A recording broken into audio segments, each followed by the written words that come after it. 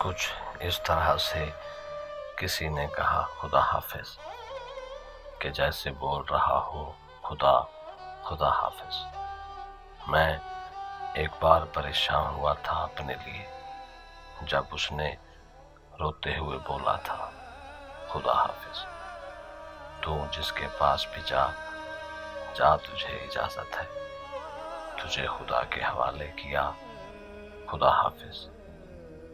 मुझे तू कैसे खुदा के सुपुर्द कर रहा है, मैं तेरे जिम्मा हूँ, तू कह रहा है खुदा हाफिज।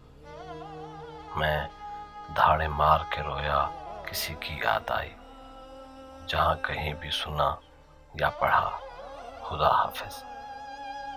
मकान गिरते रहे, लोग फोत होते रहे, मैं देखता रहा, कहता रहा खुदा हाफिज। फिर एक रोज मुकद्दर से हार मानी गई, जबी चूम के बोला गया खुदा हाफिज।